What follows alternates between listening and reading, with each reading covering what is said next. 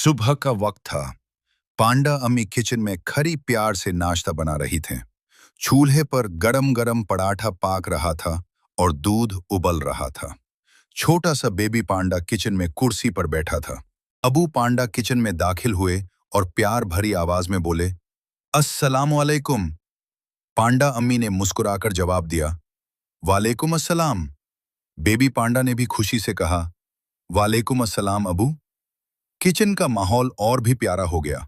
सबके चेहरों पर मुस्कुराहट थी। पांडा अम्मी ने कहा, आइए सब मिलकर नाश्ता करते हैं।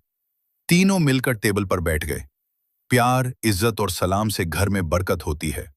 बच्चों, हमेशा सुबह उठकर अपने अम्मी अबू को सलाम करें, उनकी इज्जत करें।